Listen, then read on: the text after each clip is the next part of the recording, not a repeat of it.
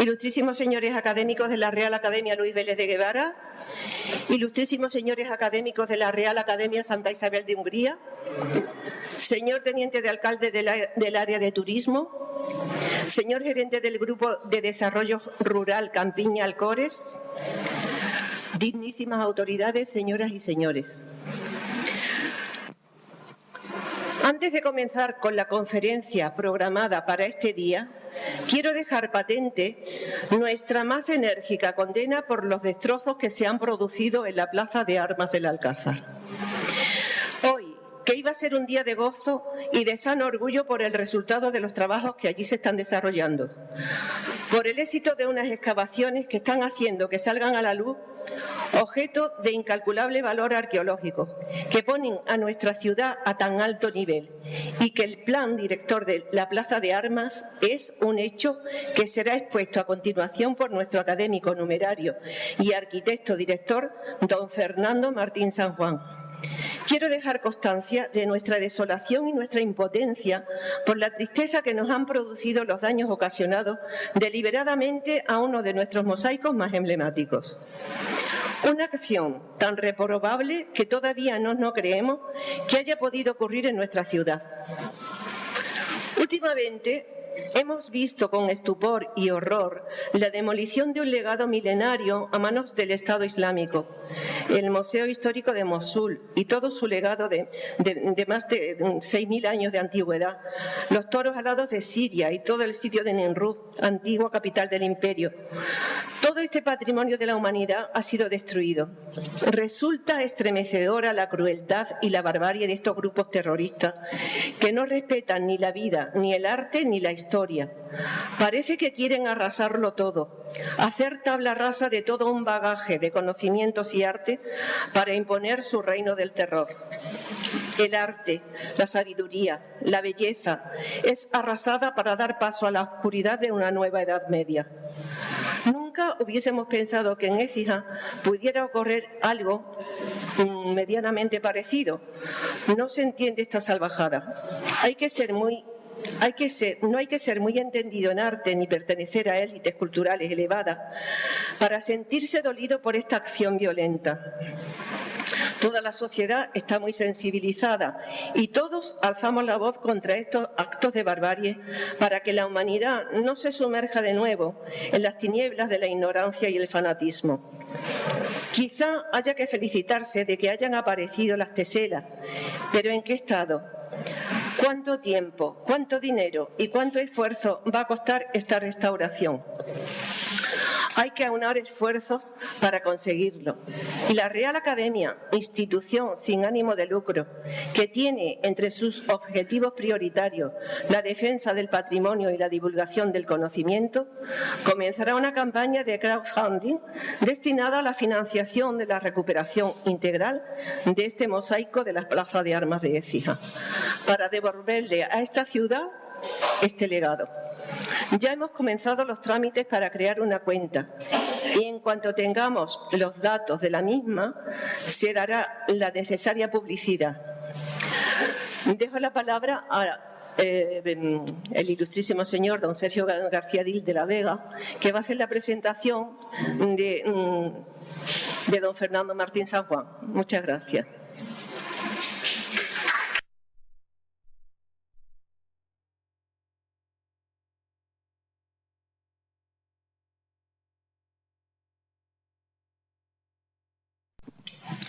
Buenas noches, señoras y señores.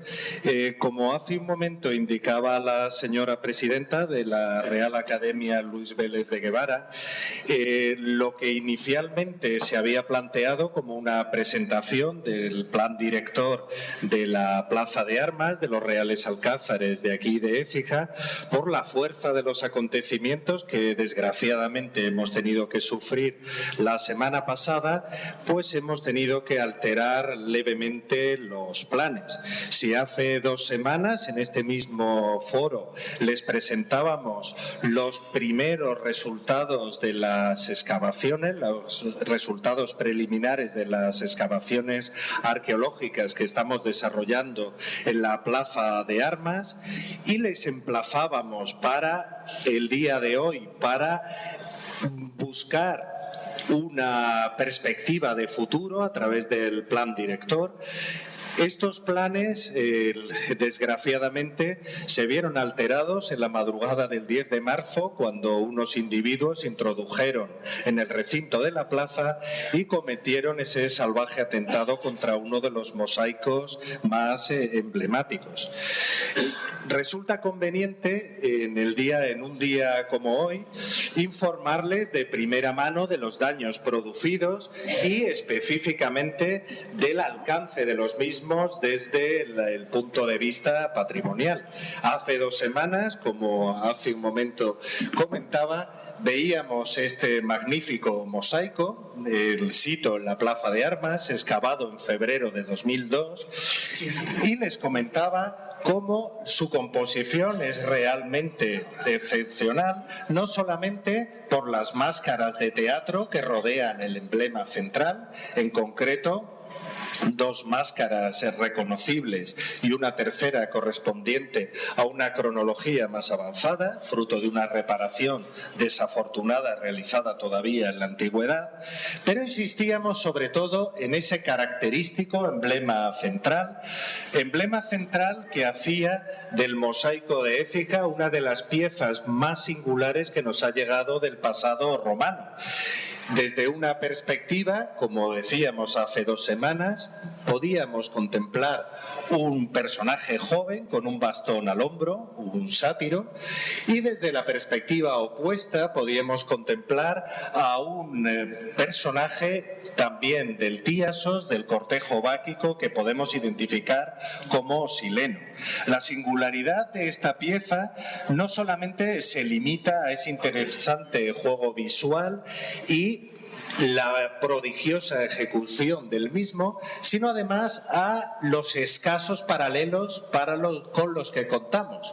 En este caso, en todo el mundo romano, entre los miles de mosaicos literalmente que se han conservado, solamente 3 mosaicos más reproducían ese interesante juego visual, concretamente localizados en Dicker, en Luxemburgo, y 2 en Italia, en Asculum y en Luni. Como vemos, ambos reproducen ese juego visual del joven y el anciano. Como comentaba, desgraciadamente, de ese reducido elenco de mosaicos, de tan solo 4 en el conjunto del Imperio Romano, pues hemos estado a punto de perder uno de ellos, porque si veíamos esta imagen hace un momento del aspecto que presentaba después de una restauración preliminar el mosaico después de 2002, pues así es como nos lo encontramos en la mañana del 10 de marzo. Como vemos, los daños son realmente apreciables, especialmente en el emblema central.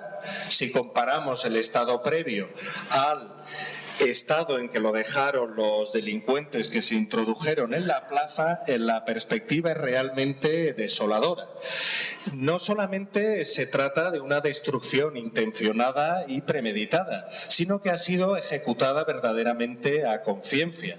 Pero los daños no se reducen únicamente a este interesante emblema central, sino que se extienden además a alguna de esas máscaras que veíamos alrededor del emblema, concretamente la que se encontraba en el ángulo noreste del mosaico, que ha desaparecido completamente. Nuestra primera impresión cuando vimos el estado en el que había quedado el mosaico, pues fue de constatar la evidencia de la imposibilidad de su restauración, porque evidentemente no se podía ni siquiera plantear caer en el falso histórico, no se podía ni plantear reponer esas teselas, sino que habría que buscar otras soluciones alternativas. Afortunadamente, la rapidísima intervención del Grupo Operativo de Policía Judicial de la comisaría de aquí de Écija, su rápida intervención permitió recuperar las teselas, si no todas, por lo menos un importantísimo número de ellas, que convierten la recuperación del mosaico ya no en imposible, sino simplemente en muy difícil desde el punto de vista técnico. A la vista de las circunstancias y dada la importancia del mosaico, hay que decir que desde el minuto 1 procedimos a la intervención sobre el mismo.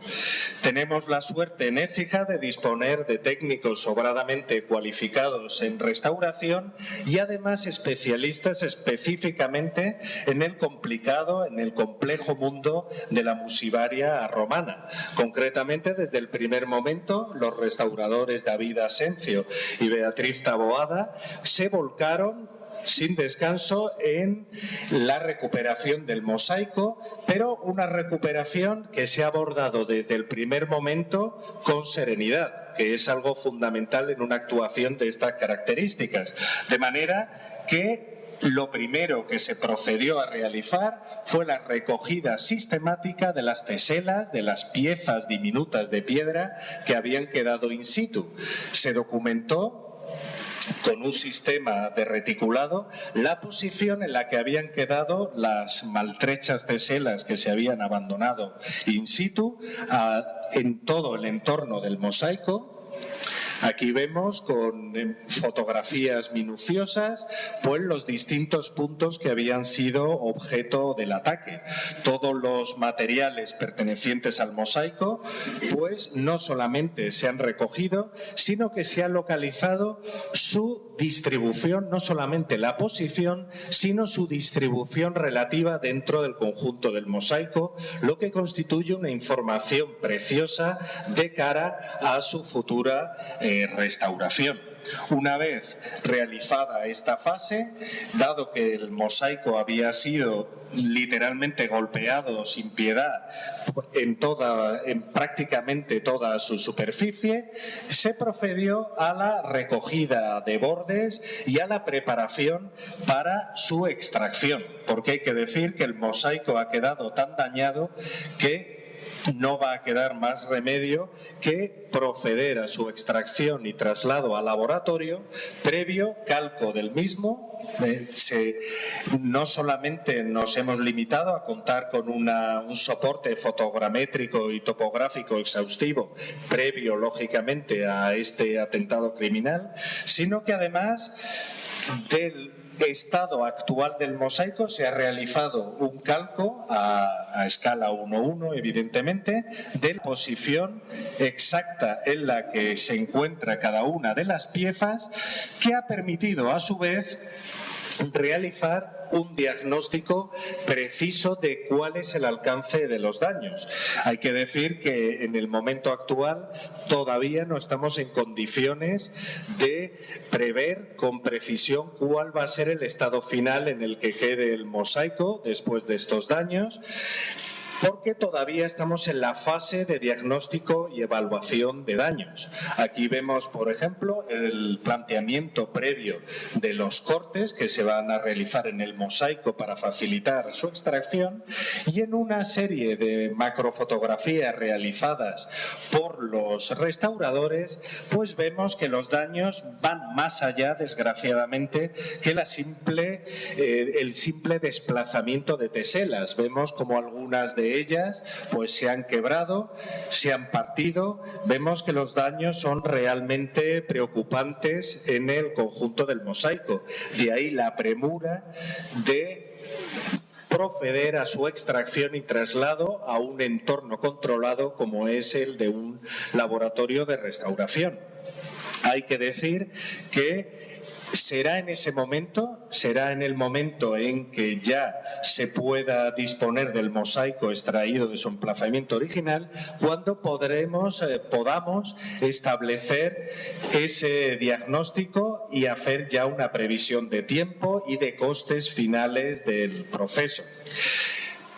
Pero no podemos olvidar, después de ver estas imágenes desoladoras, el entorno en el que se encuentra el mosaico. Y es ahí donde entra como herramienta fundamental de previsión el plan director que se presenta esta noche de la mano del arquitecto fijano Fernando Martín San Juan. Sería una osadía por mi parte presentarles a alguien muchísimo más conocido que yo. En todo caso, sería yo el que me tendría que presentar, porque de todos es conocido no solamente el prolongadísimo y fructífero itinerario profesional de Fernando Martín San Juan, sino además su especial sensibilidad con el patrimonio histórico-artístico de esta ciudad. No solamente su categoría de profesional incansable, sino también su exhaustivo conocimiento de nuestro patrimonio son las variables que han permitido la redacción de una hoja de ruta que permitirá el desarrollo del parque arqueológico de la Plaza de Armas en los años venideros. Este plan director es el que prevé este documento, es el que permitirá establecer con unos parámetros perfectamente mensurables y faseables en el tiempo, de qué estamos hablando cuando nos planteamos el contar con un plan director en la ciudad de Écija para un recinto privilegiado como es el de la Plaza de Armas del Alcázar, que como todos sabemos, y Fernando Martín San Juan les presentará a continuación, tiene una serie de características que lo hacen prácticamente único como recinto arqueológico integrado dentro de una trama urbana contemporánea. Así que sin más le cedo la palabra a Fernando para que les explique los pormenores de la redacción y todos los aspectos concernientes al plan director.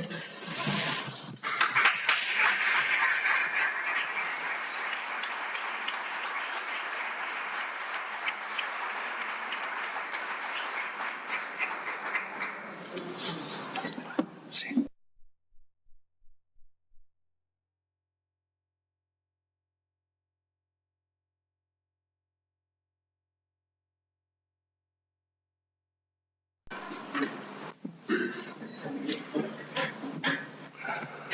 Señora presidenta de la Real Academia, dignísimas autoridades, compañeros académicos, señoras, señores, buenas tardes y bienvenidos todos a esta conferencia. Iniciaré la disertación pues agradeciendo a mi compañero Sergio García Dil, agradeciendo que haya utilizado el tiempo de rigor de presentación en hacer un avance de cómo van los trabajos sobre la rehabilitación de nuestro mosaico, que, como él bien ha explicado, ha sufrido un expolio impensable por unos descerebrados, porque no tiene otra explicación. Entonces, pues, le doy las gracias por sus palabras de elogio al decir que me conoce todo el mundo y más que me conocen en mi ciudad. Eso de alguna forma viniendo de alguien como él, que es una persona a la que verdaderamente admiro, porque los trabajos que confecciona sobre el mundo de la arqueología son de una brillantez impresionante, que después se traducen al conocimiento científico y de esa manera Écija cada vez es más conocida en el mundo y es más divulgada, ¿no? Así que muchas gracias, Sergio, por tus palabras. Tendría que hacer algunos agradecimientos previos a empezar, ¿no? Porque veo concretamente el área de turismo del ayuntamiento, que es del que parte pues la convocatoria esta del concurso para este plan director, en la persona de su delegado, teniente alcalde Rafael Benítez, al grupo GDR, que importantísimo porque cofinancia el proyecto. Hoy nos acompaña su gerente Juan José Saucedo. Muchísimas gracias. El grupo GDR, la mayoría lo conoceréis, pero para los que no los conozcáis, es el grupo de desarrollo rural Campiña Alcore, al que Écija pertenece, ese territorio, como su nombre indica, de la Campiña y el Alcore, con Carmona y con El Viso y Meirena, del cual precisamente es presidente nuestro alcalde, Ricardo Gil Torresano, que por cierto, antes de ayer me llamó desde el aeropuerto de Barcelona diciendo que estaba en camino de Düsseldorf, precisamente con un evento relacionado con turismo ecuestre, y que lo disculpase ante todo porque no iba a poder estar. Y estaba con una actividad del GDR. Bueno, pues este grupo GDR, ni más ni menos quien organiza pues los programas Lidera, que son los programas de desarrollo rural en Andalucía, y cofinanciados por los fondos FEADER, que son los fondos europeos, como sabéis, agrícolas de desarrollo rural. Y de una relevancia importante, porque si bien al principio el GDR estaba más dedicado a lo que era la modernización del tejido rural, hoy con los programas de diversificación que tienen, entra de lleno a actividades como esta que tenemos del plan director, porque ha pasado de ser simplemente una idea de modernización del medio rural a intervenir también en los conjuntos históricos, en todo aquello que pueda de alguna manera repercutir en lo que hoy está tan de moda de la sostenibilidad y la sinergia, que de hecho lo son, de todo el tejido productivo de la localidad, de la construcción, y muchísimo también, en este caso, lo va a hacer del turismo. Entonces, después me gustaría también aquí, porque este es un proyecto que viene de lejos y va a seguir todavía mucho tiempo, pues agradecer esta colaboración que han tenido siempre y cómo han ido al unísono todos los ayuntamientos desde el final del siglo pasado, el año 99, que comenzó esta andadura, hasta hoy, de una forma loable, en el sentido de desalojar un área que era verdaderamente un gueto. Hay un trasvase de población tremendo efectuado, eso es una operación complejísima, y todos los ayuntamientos, todos los grupos políticos han colaborado. Este es el típico proyecto en el que no ha habido partidismo político ni nada de eso. Esto tendrá que seguir así, porque es la única manera, estando codo con codo en este tema. Y ya después, pues, para terminar, pues toda la gente del ayuntamiento, los técnicos municipales, todos los funcionarios, todo el equipo de trabajo de gente que ha trabajado allí en el PER, en el Plan de Empleo Rural, y que siguen trabajando, y que ahora mismo están con temas como este, ¿no? Claro, antes de empezar quería partir una lanza por todo el mundo que ha colaborado en este proyecto, y porque será la única manera de seguir adelante. Yo ya voy a iniciar. La verdad es que voy a apretar, vamos, en el sentido de que y después seguramente habrá preguntas, me imagino. Entonces, lo que he hecho un poco es seleccionar una serie de fotografías para, como si fuese un flash, y rápidamente contando. A mí, yo iniciaría diciendo qué es un plan director, para qué se hace un plan director, quién lo hace y cómo se hace económicamente. Pues básicamente es eso. Un plan director es un planeamiento muy sui generis, que se hace sobre un territorio que normalmente no está compuesto solamente de volúmenes arquitectónicos y de tramas urbanas, sino en el que intervienen otros caracteres y otros factores, como son culturales, del tipo como hay aquí, de excavaciones, étnicos, señas de identidad. Entonces, en esta primera, oye, me voy a colocar un poco más así, perdonad. Pongo un puntero que me parece que es muy fuerte, pero me decís si molesta, ¿no? Un poco, sí, molesta un poco el puntero, ¿no? ¿No se va bien? Es que este es muy chico, ¿no? ¿Se ve bien? Bueno, pues este es un plano de la ciudad, de la zona, en la que en realidad lo que es el recinto de Plaza de Armas con ingreso desde la calle Merced es este área que veis aquí. Ahora hablaremos por qué la determinación del ámbito a esta dimensión, pero todo lo que está iluminado es lo que nosotros consideramos que debe ser el ámbito de Plaza de Armas. Son 2 volúmenes, son 160 páginas cada uno, un trabajo exhaustivo. Ahora veremos el grupo que ha trabajado en él.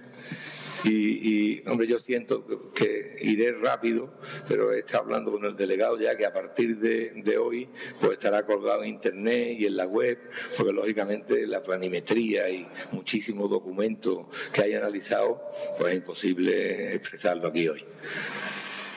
Pasa. El grupo, bueno, lo que hablábamos, ¿quién hace un plan director de esto? Necesariamente un grupo pluridisciplinar, no lo puede hacer un arquitecto solo como es un proyecto convencionado, o tampoco un arqueólogo solo. Entonces, pues Álvaro Fernández Flores, arqueólogo, Araceli, que bueno, es historiadora, también arqueóloga, y Esther González, que es la documentalista, unido con Jesús Serrano. Jesús Serrano es restaurador. Tengo que decir que Jesús Serrano, en el transcurso del tiempo que hemos estado haciendo el plan especial, se le ha concedido el Premio Nacional de Restauración, lo entregó el rey Felipe VI el otro día por la restauración del oratorio de San Felipe Neri en Jerez, en Cádiz, perdón. Después, José Luis Pérez Chamorro, que es el gerente de la empresa adjudicataria. La empresa adjudicataria, en un concurso, como sabéis, pues en este caso es un consulting, del cual él es el gerente, además de ser aparejador. Yo estoy funcionando como coordinador y como director en realidad del grupo, pero dentro de su empresa. Bueno, el sempiterno Sergio, que en realidad es el referente que tenemos y del ayuntamiento para cualquier tipo de consulta, porque, bueno, ya sabéis cómo es. Pasa, la siguiente. Y unido al grupo anterior hay otro grupo técnico en la que está Miguel Ángel Guerrero, que es un ingeniero. Pues lógicamente José Luis y yo estamos también en ese segundo grupo. Está Susana Pérez, que es aparejadora. Y después mis 2 brazos derechos en este proyecto, que han sido el arquitecto Carlos Villalba, compañero mío, y un aparejador ya muy versado como es Baldomero Huerta. José Luis Pérez Chamorro, que además de gerente es también aparejador, que ha hecho todo el levantamiento de plano, topografía, mediciones, un trabajo muy complejo. En total estamos 11 personas porque falta, pasa al anterior. Este día no estuvo, claro, lo he recordado, Leticia Lafuente, que es otra restauradora que también ha colaborado muchísimo con el trabajo de documentalista de Esther. Bueno, pasa. Empezamos por ver el espacio. Perdón. Ay, cómo voy de tiempo. Esta es una fotografía, la más antigua que así hemos encontrado, del 45. Yo creo que esto es cuando empieza a venir por aquí Hernández Díaz, Sancho Corbacho, Collantes de Terán, porque el catálogo que ellos hacen es del 51, pero esto es cuando empiezan. Aquí esta fotografía está hecha desde la torre de San Gil y después acertadamente se han ido haciendo fotografías siempre desde la torre de San Gil, que vendrán en color. Entonces, como veis, aquí se había creado como una especie de camino, unas líneas de mínima pendiente, unos caminos como si fuera un muladar, que en realidad era una geodésica, una de acumulación de un tel, un oppidum, algo que se había ido acumulando y que la gente lo entendía como un espacio baldío. Hay cantidad, en los documentos hay cantidad de intenciones de proyectos de toda clase que no prosperan. Y pasa a la siguiente. En esta otra que está desde el noroeste se puede ver todo el perímetro de lo que hemos visto antes hasta la bajada a la Merced, ya relleno de lo que eran. Esta parte de aquí son chozos y una especie de vivienda autoconstruida que había, que era una infravivienda. Pasa. Este es el perímetro que había y estas eran todas las viviendas que había en el interior, del cual no queda ninguna. Incluso este, que es el muro norte, desde el muro norte rebosando por fuera, había también muchas viviendas aquí de este tipo. Todas estas son las que han sido ya objeto de un trasvase. No queda absolutamente ninguna. Quedan las que están adosadas al muro este, que ahora veremos, y solamente quedan esas y algunas otras que se interviene. Pasa. Estas son las fotografías de la infravivienda aún sin demoler en el año 99, desde el mismo punto que vimos antes las fotografías del año 45, en blanco y negro. Esto está colmatado de vivienda que era como un laberinto, y curiosamente había como una escalera. Yo recuerdo haber entrado por aquí. Había como una escalera en la esquina del bar Yo Sigo, que subía a una cota mucho más elevada que las cotas en las que nos estamos moviendo. Nosotros nos estamos moviendo ahora, bueno, ellos, los arqueólogos, la cota 107 con respecto al nivel del mar en Roma y a 108,40 en el mundo medieval, y sin embargo estas escaleras y el centro nos llevaban a cotas como las 112 y más incluso. Pasa. Empieza el proceso de liberación del solar, bastante complejo, como podéis imaginar. Se va haciendo un trasvase de población a viviendas de promoción pública. Pasa la siguiente. Y ya como el que va limpiando un cofre que lo tienes en la arena y le va sacando un poquito el polvo, pues en realidad va apareciendo toda la estructura que está ahí. Ahora veremos cómo se llega al final al detalle de conocer prácticamente el 90% del perímetro murario de todo el conjunto este. Esta es una fotografía más reciente en la que ya había aparecido la cortina o el muro de mediana que hay aquí. Aquí es donde está el muro oeste, todavía están las casas que dan aquí a la calle Alcázar, y este es el muro norte, por allí el oeste, que es el que da a los corrales, que son los corrales del Torcal. Y esta fotografía es casi ya de la más reciente, claro, la más reciente, porque ya tiene la carpa esta que se hizo, media carpa, y el muro norte ya consolidado con la determinación de las dos puertas. La base de la torre esta también, y el arranque de la torre esta, que es la del castillo. Así que esto es un modelo digital del terreno en el que se puede ver aquí el promontorio este que hablamos con el río y el arroyo, y en un trayecto de ese 0,6 kilómetros podemos ver cómo hay desde la cota 100 aproximadamente a la 94, que está la lámina de agua, y un promontorio, la sección más o menos virtual de esto. Estos ya son los elementos conformadores identificados de bibliografía y de fuentes documentales. Tenemos la torre del concejo, la torre de la mazmorra, el portillo oriental que conectaba el recinto de Plaza de Armas del Alcázar, la puerta también hacia el Picadero, y falta por determinar el cierre, que históricamente ha estado hasta hoy sin conocerse, y ahora mismo nosotros estamos en una posición hipotética por el levantamiento de planimetría, pero al cierre del trabajo, de la entrega del trabajo del plan, no se conocía. Hablando de cómo el lugar, y como decía Sergio antes, reúne todas las condiciones de un plan director en cuanto a que dentro de la ciudad es un recinto que hay que saber que todo su perímetro es bien de interés cultural. No es como otros planes directores que ha habido que después solicitar la declaración como bien de interés cultural, que per se ya la cerca Almohade es bien de interés cultural. Es el solar, ¿no? Y en Plaza de Armas y en el entorno orientalizante las tenemos en nuestro recinto, dos aquí en la calle de la Merced y una Bueno, esto es Arco de Belén. Pasa.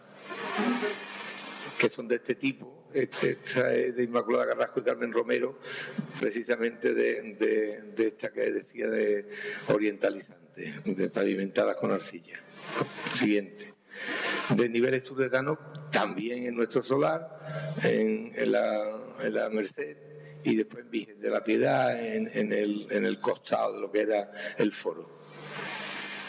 Y son las que conocéis, como ha estado de puertas abiertas, muchos conoceréis, que son las del santuario esturetano del siglo IV a.C., que están en el solar. Aquí cerca es donde estaba la sepultura esta que ha sido profanada también estos días. Y romano, pues bueno, romano ya en nuestro solar, esto en un entorno aproximadamente, por lo que no se decía, de 150 metros de radio, no más, en el mismo convento de la Merced, en la calle de la Merced y también en torno a Virgen de la Piedad. Dentro de nuestro solar tiene mucha luz eso, ¿no? Es así. Sale mucha luz, ¿no? No sé. Si lo veis bien vosotros ahí, por lo mejor yo desde aquí lo veo regular. Sí, dentro del solar, es que el perímetro es este, ¿no? Hay 4 puntos con vestigios romanos que son precisamente el de la domus, donde está el mosaico de la doble cara, la otra domus del impluvium, y en la entrada calzada, y el punto 3 más al norte son los fantásticos pavimentos estos de la sala asamblearia que han aparecido en el transcurso de que nosotros estábamos haciendo el plan director. Hemos tenido que ir cambiando incluso planimetría porque cada día había noticias nuevas, cada día aparecía Sergio con noticias nuevas. Teníamos que cambiar toda la planimetría. Pasa. Bueno, mosaico, una fotografía de mosaico de obra, ¿no? Pasa. Y esta es la del impluvium. Aquí hay algo que sí me quiero parar un segundo nada más. Veis esta estructura, que es una estructura que se puso en el transcurso de los trabajos nuestros, porque ni siquiera en el transcurso de los trabajos estaba excavado entero, estaría por la mitad. Veis que aquí está la recogida de agua del impluvium. Cuando me he parado antes, las estructuras para la preservación, este es el mínimo nivel. Una carpa, que si es una carpa prefabricada, como en este caso una jaima, porque lo cubre, ya vale. En un segundo estadio habrá que hacer una estructura que probablemente pueda servir de carpa, pero con un diseño ya más permanente y en función de la dimensión del espacio. Y si por las características de lo que aparezca no puede ser una carpa, habrá que hacer una estructura pétrea, una estructura, me refiero, de obra que tendrá que dialogar con el entorno. Nosotros no podemos determinar ahora cómo serán esas estructuras para la preservación, que sí se hace a la vista del ritmo que lleva cada una de las fases del presupuesto global. Contempla que el 10% de la fase se destinará a estructuras para la preservación. Por ejemplo, sistemas de seguridad, por ejemplo. Pero, ¿qué quiero decir con esto? Lo mismo que hace falta un dinero para alquilar las jaimas, irá haciendo falta dinero en la sucesiva fase para estas estructuras para la preservación. Un capítulo muy importante aquí, con otra ventaja, que en realidad las características del proyecto son la reconstrucción en realidad del castillo. Ese es el encargo y eso es lo que plantea el Pepricha y eso es lo que plantea también el plan director. O sea que la idea es la localización al 100% de todos los elementos conformadores del recinto, muralla, torre, sala, y la restauración integral. Al recinto se entrará por unas puertas y todo lo que haya dentro del recinto estará preservado por una fortaleza, en realidad. Lo digo por lo que ha ocurrido, que el tema este es tan difícil de obviar. Bueno, estas son las que están en el punto este norte, que yo veo mucha luz en las diapositivas, pero bueno, en realidad no es exactamente esta la luz, pero os hacéis la idea, ¿no?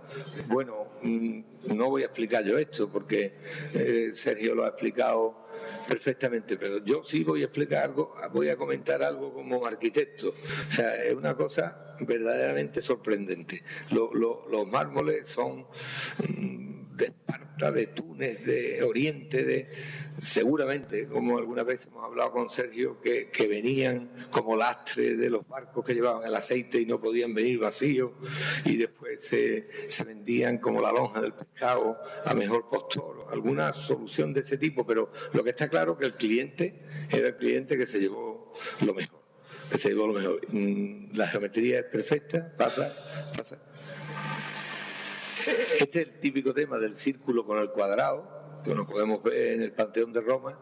Yo estaba analizando la llaga que hay entre el círculo y el cuadrado y os puedo decir, prácticamente es a hueso, es de las figuras más complejas que hay, pues son dos plantillas, la del cuadrado que tiene el círculo y el círculo por otro lado.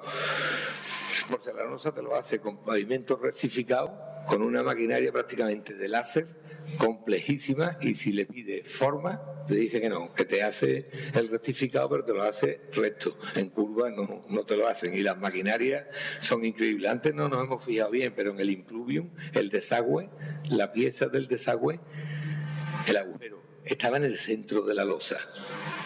Hoy día cualquier agujero de un desagüe se hace en una esquina de la losa o a base de dos losas. Yo como técnico me quedo impresionado del nivel que tendría que ser esto. Bueno, ya tiene determinados serios que son del orden de 6 salas las que están en torno a esto. Pasa.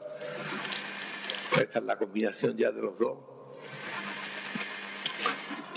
Voy a ir rápido porque conocéis los temas, pero por si alguno es la primera vez que empieza a oír de este tema, estos son los muros, estos límites entre los dos espacios, entre el de los pavimentos que hemos visto y la antesala.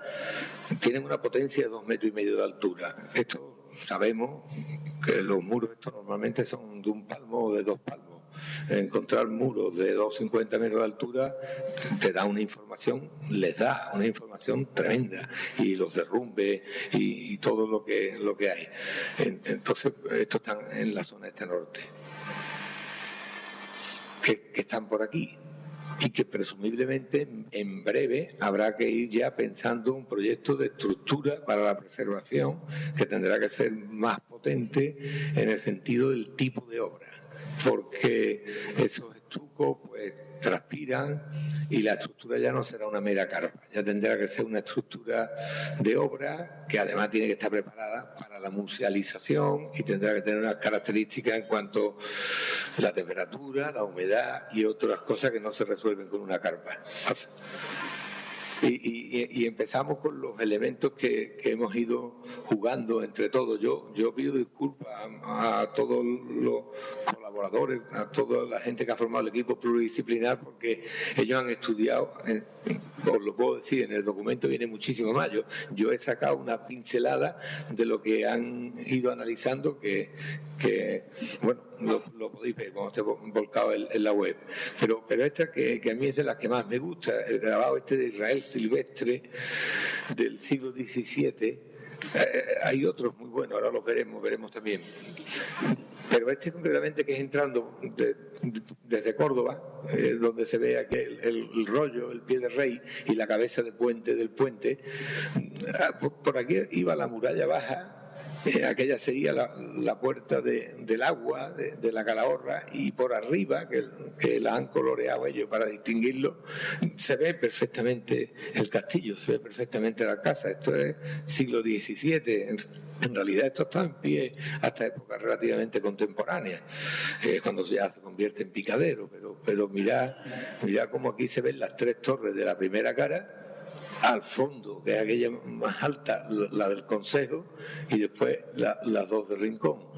La iglesia de San Gil está aquí, que está tapando otra que detrás, y aquella iglesia allí es la Merced. Pasa. Este plano es el anterior que ya hemos visto, pero con la cortina y la sala esta grande, que es la que en todos los documentos viene como Sala del Rey. Es una sala que se repite en todos los palacios bajo medievales cristianos, se repite con las alanías laterales, y esta concretamente es de una dimensión bárbara. Tiene 35 metros de largo por 6,50 de ancho, con muros de 3 y 2 metros, se va de fuera a fuera 40 metros por 10 metros. Esta sería la sala septentrional del área del palacio bajo medieval, de la que queda una estructura potente en restos ya contrastados. Que sería, visto desde el solar, este espacio que veis aquí con San Gil al fondo. Este es el trozo de muro hacia la zona, hacia el mediodía, que queda de la sala. Por aquí está el ingreso, y este es el muro norte ya que da a la calle Altozano. En esta cepa de aquí se está en la cota 108-40, que es la cota bajo medieval. Aquí hay un paralelismo muy interesante entre el de Carmona, Pedro I, y el nuestro. O sea, con la parte de cierre que no está definida, y este que sí se conoce, pero que no existe, porque presumiblemente los corrimientos de los corrales hacia Merino, por lo que no está detectado todavía, pero dentro de este esquema, que están a la misma escala, veis que paralelismo más parecido, pues estarían en realidad los tres espacios, el del Palacio, el de la Plaza de Armas y este de Tropa. Este es muy parecido al que hay en Sevilla, en el Alcázar, entre la Puerta de los Leones y la Puerta de la Montería. Es un espacio prácticamente igual, y después vendría el Patio de la Montería en Sevilla. Sevilla es una fantasía de espacio, pero que el equivalente a toda la parte, que es la Casa del Rey o el Palacio Real, es este, y en Carmona, que este es el analizado por Almagro, vamos, son muy similares y de dimensiones prácticamente iguales. Aquí hay varios, se han estudiado muchos paralelos. Este es el de Onda. Esta sala puede tener, para que veáis una idea, esta sala será de 20 y tantos metros. Este es el de Guadalajara, que sí, la sala es grande. El de Sevilla, pero la parte del patio este del Rey con la cuba. Y este es de Bonsor, también un plano antiguo, más antiguo del de Carmona. Y este es Tordesillas, de Pedro I también. Y ya en cuanto a grabado, el de Hofnagel, los grabados de Écija, estos están, aunque aquí veremos fragmentos, el fragmento que nos interesa, que es el fragmento a la izquierda hacia el sur, pero todos los grabados son completos, son de toda la ciudad entera. Y este es la zona que estamos hablando, nuestra, en el de Hofnagel. En el de Vincaerde, este grabado es un grabado que ha localizado Sergio recientemente en Amberes, ¿no fue, Sergio? Y que aunque es más desdibujado que los anteriores, da mucha información también. El de Silvestre, que es el que hemos visto antes, que es el más claro, y este es el de Valdí. También está en la zona. Con estos elementos, con todo el estudio de documentos en el archivo municipal, en el archivo histórico, archivo de todo tipo, de reparos de muros, de obras, de actas capitulares, cantidad, se han analizado cantidad, y vienen también en el documento, porque con esto de meter un CD hemos podido meter todos los documentos analizados. Pues ya la conclusión final de la planta, prácticamente se tiene la planta menos el cierre y el levantamiento, el portillo de lo que es el castillo. El siguiente paso, perdona, no sé. El siguiente paso es un par de torres, nada más. Un par de torres que el procedimiento, la metodología que se ha utilizado, que han utilizado, con datos de García Dil y de Collante. Este es el de Collante, que a su vez era del plano del siglo XVI, que también Martín Ojeda estudió cuando hizo la publicación de las ordenanzas, aquella la Torre del Castillo, que es la que estaría más cerca de San Gil, y la Torre del Castillo también en el plano de Sergio. Pasa. En los 4 grabados que hemos visto, el de Schnagel, el de Silvestre, el de Baldi y el de Vincaerde, van analizando en cada uno de ellos la torre en cuestión y al final se van viendo las coincidencias en grabados que tienen una diferencia de más de un siglo de uno a otro y en todos coincide la permanencia de la torre. Pasa. Que se contrasta con el estudio, como decía, de documentos y la transcripción de los documentos que nos van dando dimensiones que son lógicamente en vara, en cuanto a anchura, altura, quién hace la obra, la obra muchas veces se hace por los materiales, hay una permuta, o sea, hay unos datos muy sabrosos en ese sentido. Y otra torre que se utiliza de la misma manera, que se analiza de la misma manera, es la del Consejo, que esta es una foto, otra foto muy antigua del resto de la torre del Consejo, y en la foto que vimos del 60 también está aquí. Y después pasa en el plano también de Collante y en el de Sergio, están las dos, y ahora en los 4 grabados pasa. En los 4 grabados está la torre. Es decir, así se va con cada uno de los elementos y se van determinando morfológicamente qué dimensiones tiene. Pasa. El esquema, este es un esquema que yo tenía y he utilizado algunas veces con amigos que han venido aquí a decir, el esquema es lo que hablamos, este es el de los 3 recintos, este es el primero, que el de Plaza de Armas, que es Plaza de Armas, el espacio este de tropas y en sí lo que es el castillo. Esta zona sería el Alcázar, la iglesia de San Gil, la torre sería la mezquita, la torre de la iglesia de San Gil, si habéis subido, pasa como en Santa Cruz, no arranca de la cota 0, arranca de una cota bastante elevada y a través de un arco ojival. Entonces sería la mezquita, es muy parecido al modelo de Jerez, y tiene 2 puertas, la puerta del sol, porque está a oriente, y la puerta del agua, que estaba prácticamente en el agua. Todo esto era un arenal. La puerta de la puente, que en el otro extremo tiene puerta cerrada, y perpendicularmente la de Palma. Curiosamente, yo no sé por qué, las albarranas con las corachas están por el lado norte, por la puerta Palma y tal, aunque también aquí hay una proliferación muy grande por la calle ancha. Esta sería Puerta Osuna y Puerta Estepa. Se da la mano con la puerta de Estepa por aquí y con la Puerta del Sol por aquí. De manera que toda la almendra esta es el sumatorio de la Plaza de Armas en sí y del Alcázar. Lo digo porque por ahí viene la definición del ámbito. Esta es una fotografía de Jesús Serrano con un dron cuando empezamos hace unos meses. Lo que habíamos visto antes este ya es el aspecto macroespacial. Vamos a 3 niveles: macroespacial, más global, y después ya acercándonos al diseño de cómo podría ser.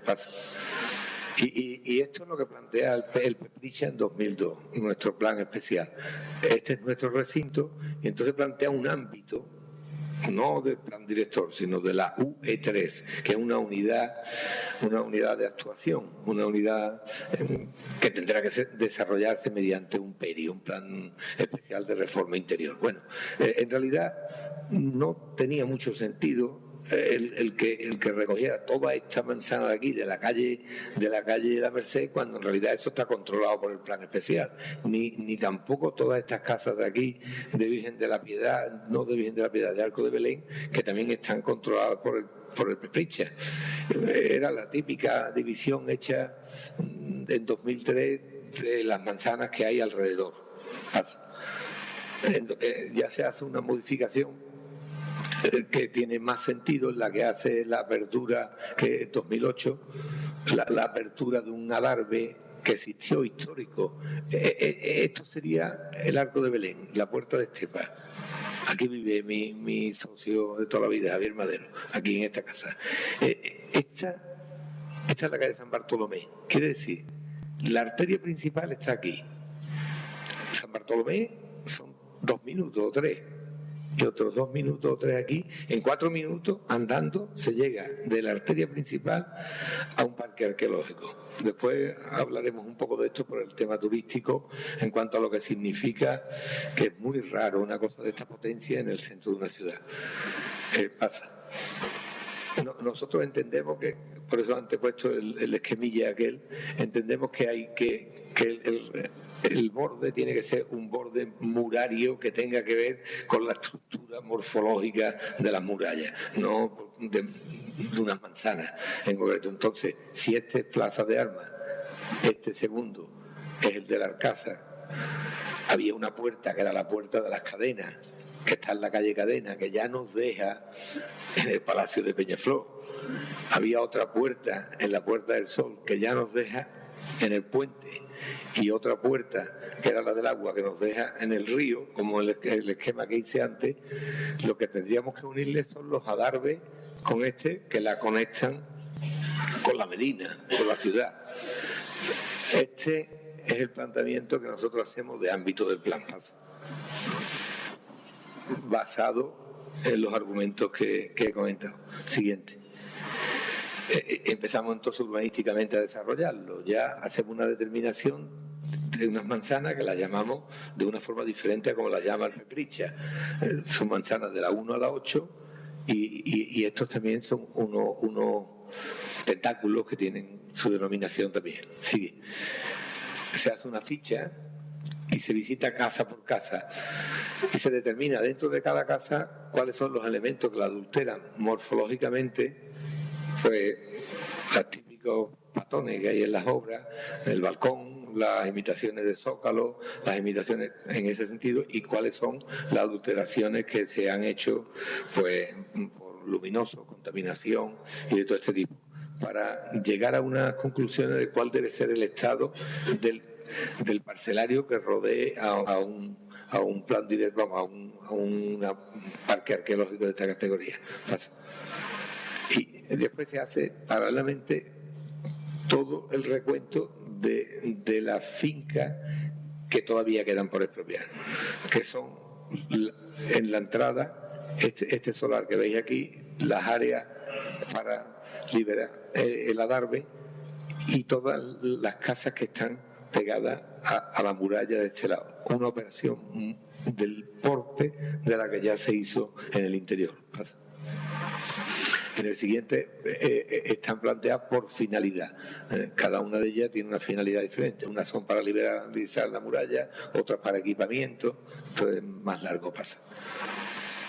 Y este sería el orden de prelación en función del plan de etapa que se determina. Todo es porque, claro, los valores de las expropiaciones estas están basadas en los valores catastrales y siempre tiene que ser un justiprecio o puede ser una operación de permuta, que fue la mayoría de los casos anteriores, pero lógicamente tiene que ir en el avance, en los costos y en las etapas. Claro, hay mucha planimetría. Este es el entorno, el estado actual con un entorno más inmediato. Sigue. Estos son los equipamientos que plantea el plan. Equipamientos son, este de aquí sería el centro de recepción de visitantes. Esta es el convento de la Merced, el colegio, el más cercano, con un callejero más, sería el centro de recepción de visitantes. Este es un equipamiento de tipo para tener como herramienta logístico, ¿no? Que siempre se tendrá que tener, que está fuera. La entrada, siendo esto la iglesia de San Gil y esta es la calle Alcázar. Aquí en la entrada planteamos un edificio que sería pues sería el Alcázar Educa. O sea, un edificio en el que se desarrollarían tareas de talleres, relación del barrio con la ciudad, el barrio con el Alcázar, y este es un aparcamiento en superficie que diseñamos tras la expropiación de las casas que van a liberar la muralla. Esta sería una zonificación básica con los equipamientos y las zonas, como quedarían las distintas zonas, lógicamente pendientes de las excavaciones. Si alguna excavación tiene una morfología diferente, el plan será siempre un proyecto abierto que tendrá que ir adecuándose a lo que vaya saliendo. Está hecho en este momento y tendrá que ser cambiante. Los modelos que hemos ido estudiando en la ciudad que tenemos en cuanto a medidas, esto concretamente está y más inmediato, como este lienzo de muralla importante y la torre de dimensiones parecidas a algunas de las nuestras que están en este solar de Herederos de Carranza, más abajo, en la calle Sol, pero muy cercano. Sí. Esta es una fotografía inédita porque esto, para la dimensión de puerta, es la única puerta que en realidad nos queda dimensiones de ella, que está en Puerta Palma, que es la casa de José San Juan.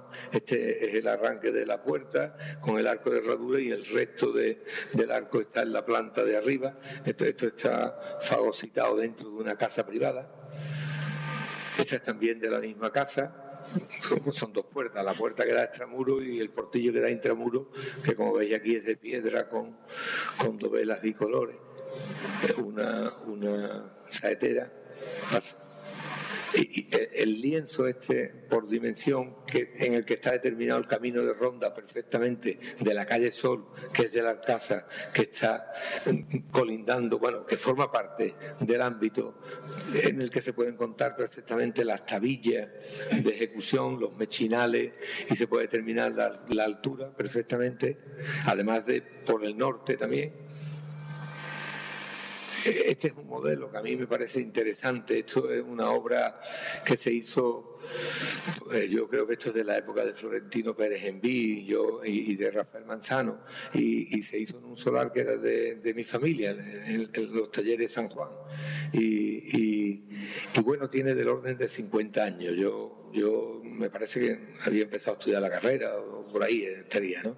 Entonces, a mí siempre es una obra que me ha gustado cómo se ha comportado con el tiempo. O sea, el resultado tan buenísimo que han dado las argamasas estas, cómo ha envejecido, el tema de los merlones, todo, las verdugás, y lo tengo como ejemplo porque también tenemos una albarranilla nosotros en la esquina, y es para mí es un arquetipo de cómo puede ser esto.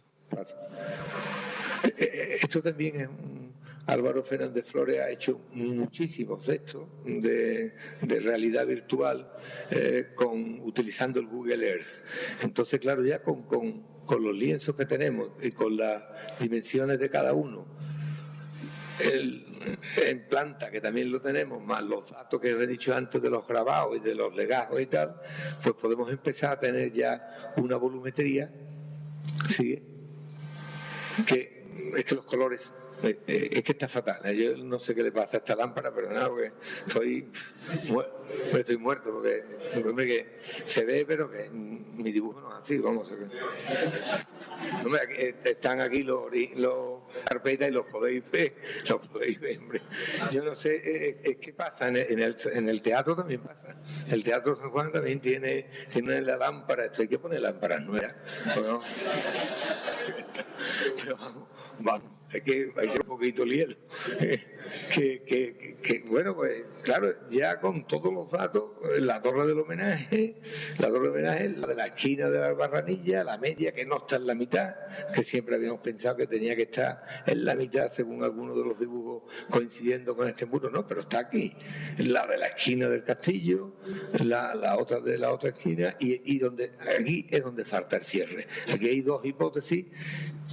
Ahora se sigue ahí, y ahí se está trabajando a ver si se encuentra el cimiento, porque o hace un 4 así, o llegado el momento, si no se encuentra, como no te lo puedes inventar, este cerramiento sería un cerramiento verde y sería alto, con un seto y tal, pero es el único, los demás están todos, está al 100%. Bueno, y ahora vienen muchos planos, como os podéis imaginar, no solamente del Alcázar, sino de toda la zona, de todas las infraestructuras. Porque claro, al hacer el plan director se analiza entero el territorio, todos los bordes, las fronteras, todo el área que afecta al plan director. Entonces, ¿qué pavimentos están en condiciones? En estos concretamente se estaba trabajando cuando nosotros estábamos redactando el proyecto, ya está terminado, cuáles hay que mejorar. Este concretamente es de pavimentación, sigue. Este es interesante porque sigue el criterio que mi compañero Fernando González Vía está siguiendo en la revisión del Pepriche, y es la semi-peatonalización, es decir, la supermanzana. La idea es tener una entrada única, una calle de una dirección, y con respecto al punto este, que aquí está San Gil, lo vuelvo a decir, esta sería la Torre del Castillo, con centro aquí, un diámetro que está en torno a 250 metros. Y eso es ya un área peatonalizada, con una reserva de aparcamiento. Siempre que se peatonalice, tiene que estar el sitio donde se coloque el coche, como se hace en Europa, porque aquí se plantea de hacer peatonalizaciones, pero no hay bolsas de aparcamiento. Esta bolsa de aparcamiento, tenemos hecho el recuento de los coches que hay en todas las casas, de día, de noche, en fines de semana y tal, y aquí caben los que normalmente aparcan en toda la casa. Es decir, que lo que hacemos es cambiar de sitio. Entonces, por eso incluso se rediseña la plaza esa, que no se ve aquí, porque este es del alumbrado también, el que está deficiente. Son muchos planos urbanísticos que tardaríamos muchísimo tiempo. Sigue. Esta señalética a todos los niveles, se diseña cómo sería el elemento de la señalética, la forma, las dimensiones, todo. Pasa. Y estos son los recorridos, que demasiado bien no se ve, pero entrando desde la Alcázar, el centro de recepción de visitantes, la primera visita al Impluvium, la siguiente visita a la zona donde está el mosaico de la doble cara. Esta es una visita por pasarela a los futuros, a las futuras estaciones. La visita al centro de recepción, que ahora hablaremos, que nosotros la edificación en el centro sería la única, sería el propio contenedor, sería el centro de recepción de visitantes en la Sala del Rey, y después una subida a las murallas, desde la que se tendría una visión de la ciudad previa a la visita en sí de la ciudad. La red de abastecimiento de agua. Sí. La red eléctrica, todo esto para las dotaciones, para el cálculo, mediciones y valoración. Sí. Telefónica, muy simple. Estos son algunos detalles, por ejemplo, de que los dibujos se ven fatales. Digo que estoy matado, de verdad. Es que no sé, que vamos, hombre, ahora el que quiera darse un vistazo, porque, bueno, 2,72 por aquí, 5 metros de vano. 5 metros de vano. Precisamente en los días que estábamos trabajando en esto nos llamaba mucho la atención, porque había unos estribos de piedra aquí y aquí. Sergio siguió y aparecieron 4 huellas de fustes de columna, sin basa. Claro, un arco tripartito, pero un arco tripartito interesantísimo, porque en realidad tendría que ser un cimacio corrido, porque el muro es de 2 metros. Y por eso hay 4. Normalmente los arcos tripartitos estos se resuelven con 2 columnas, no con 4, porque los muros son de 1 metro. Un muro de 1 metro te da, con un capitel de 40 y tanto, y ampliando el cimacio a 60 o 70, más las entregas que se ocasionan aquí, sí vale una columna sola. Esta es de 2. Claro, como que la sala es de las más grandes que han aparecido en España, y el muro más grueso, 2 metros. Son croquis. Esto, por lo mismo, casi no se ve. Y son dibujos míos que son a mano alzada, que he ido haciendo. Están trabajados a 1,250, pero después admiten el 1,500. Y en los que voy indicando las zonas de muro que existen y lo que sería la elevación en cada caso. Entonces, ¿cómo? determinando 3 cotas básicas. La cota de Roma en torno a 107, con variaciones de 50 centímetros hasta hoy. O sea, demasiado, 107 en torno a 107. Y la cota bajo medieval cristiana y tal, en 108,40. El camino de Ronda, 116, siempre con respecto al nivel del mar. ¿De dónde sacamos el 116? Del trozo de muralla norte que está al lado y de las murallas que tenemos por la calle Sol y de los testigos de muralla, como por ejemplo en San Bartolomé, en la Casa de la Juventud, en muchos datos. Entonces, con las cotas de las torres, que también sacamos de documentos y de los grabados y tal, podemos determinar el perímetro que tendría. Estos serían transversales y estos serían longitudinales. En realidad, después esto, pues lógicamente hemos hecho toda la planimetría en AutoCAD y están superpuestos. Por aquí en realidad está el nivel antiguo, el nivel nuevo. De aquí hay que ir clareando todo esto de tierra, todo el tel ese de ahí tiene que seguir saliendo. Y en los planos que tengo, en realidad están superpuestos los actuales y los anteriores. Pasa. Este es un croquis de cómo sería sensiblemente si esta es la iglesia de San Gil y esta es la plaza triangular, estaría aquí. Estas 3 primeras torres son estas 3, esta es la puerta del portillo, esta torre del fondo, que esta sería la del homenaje, y esta las de cierre de atrás, ¿no? Pasa. Es algo así, ¿no? O sea que en realidad si este es el espacio de la plaza triangular que hay en la iglesia de San Gil, pues aquí esta es la albarranilla, la del centro que no está en el centro, el portillo, la torre del castillo y las otras torres y la del homenaje, con un sobreancho que tiene un poco raro y que se ve que es un sobreancho del camino de Ronda. La verdad que está el dibujo muy desvaído, pero desde el interior, con la sala esta del rey, la subida al camino de Ronda, y en realidad esta es una idea de si no apareciesen aquí edificaciones, nada de resto, ¿no? Que yo estoy casi seguro que aparecerán, que aparecerá el pórtico de aquí, que aparecerá aquí al fondo la sala meridional y otras salas de apoyo, como los modelos. Pues si no, sería unos andenes y un jardín deprimido con naranjo, que es lo que normalmente hay en estos tipos de patios, con una alberca delante de la penetración, con unas ventanas geminadas y las nías no tenían ventanas.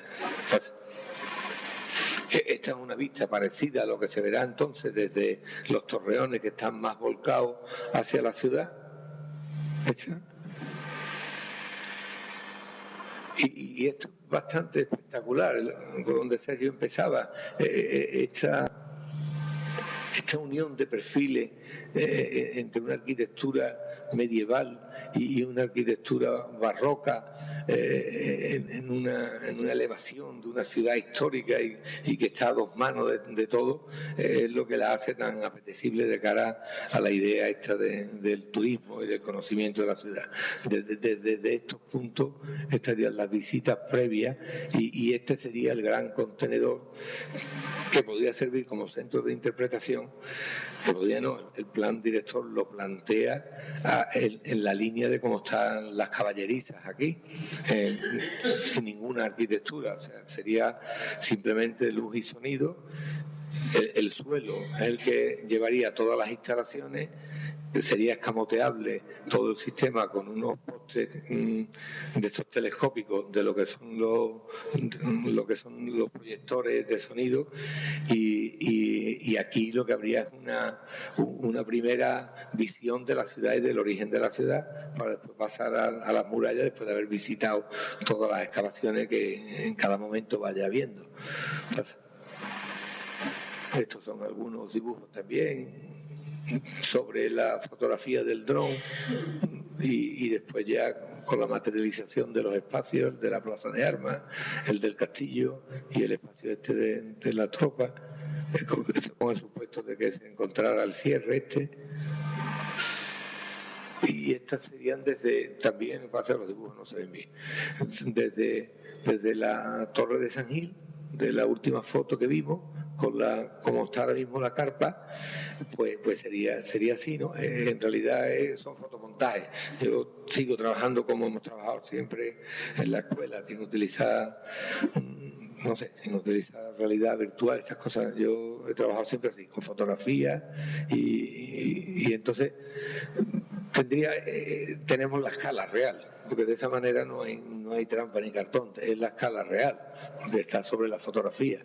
Por aquí está la Torre del Castillo, esta es la que está en la mediana, está muy escorzada, muy en escorzo, estas tres, pero aquella sería la albarrana, la del homenaje y la del cierre, y las dos puertas, la puerta que conectaba a la Medina con el Alcázar, la Medina con el Castillo, y aquí estaría el portillo del Castillo con el Alcázar.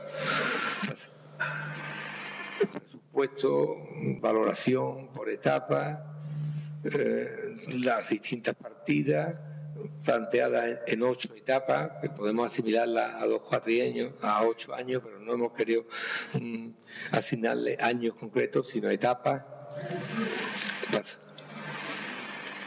¿Qué es este resumen?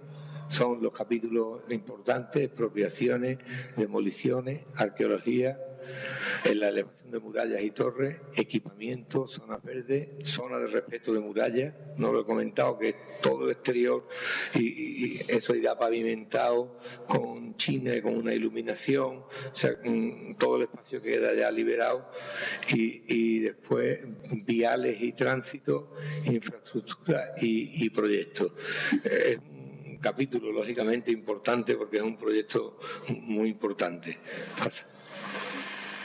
Y este es un poco un diagrama así de barras de los distintos años. Hay una media aproximadamente de 1 millón de euros por etapa, que lógicamente es una cantidad muy importante, pero que está claro que hay el 1,5% cultural del Ministerio de Fomento dedica bastante a estos tipos de proyectos. Nosotros pensamos que el GDR podrá colaborar. Lógicamente la administración local, la administración central,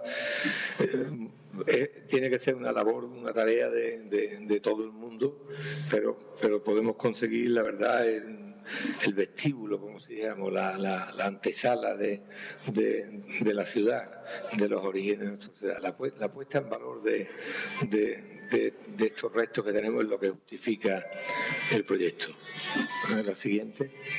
Sí, la siguiente había puesto yo esto porque lo estaba haciendo en el momento que fue lo del mosaico, y ya lo ha explicado estupendamente Sergio, la idea de colaboración con volver a tener nuestro mosaico, porque hay que salir de este masazo tan grande, pero vemos que estamos en manos de buenos profesionales.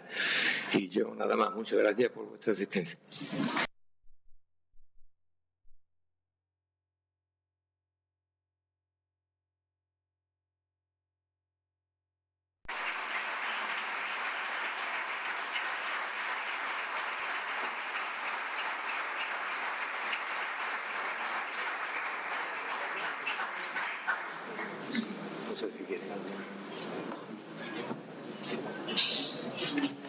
Va a tomar ahora la palabra nuestro teniente de alcalde de turismo.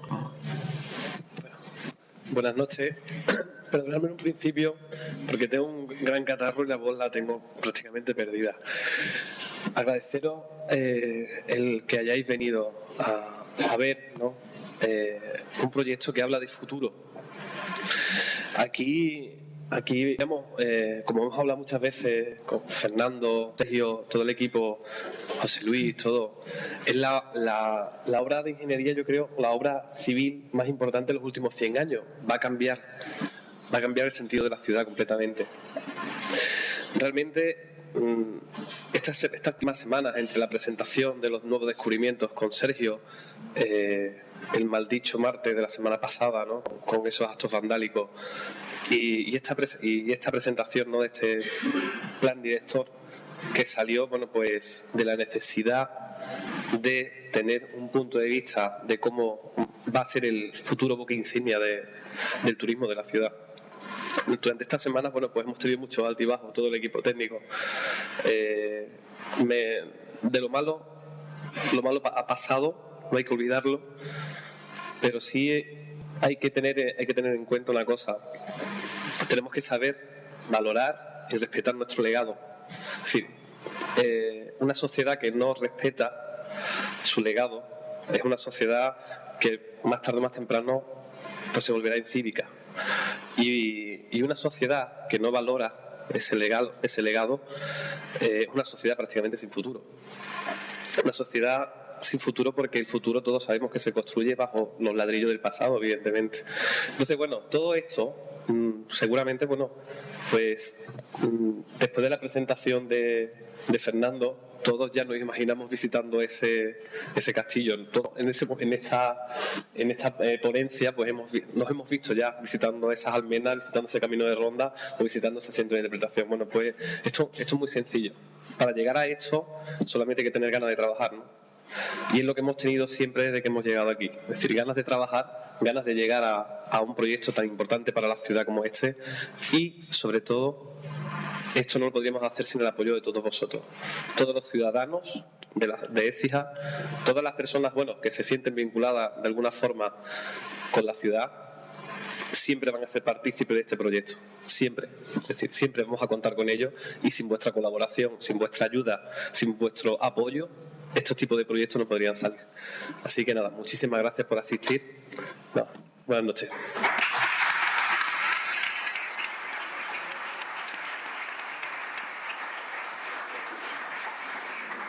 Solamente me queda felicitar a los dos ponentes y felicitar también a la Academia por organizar este tipo de actos. Muchas gracias. Un momento, me dicen don Fernando Martín San Juan que si hay alguien que quiera hacer alguna pregunta.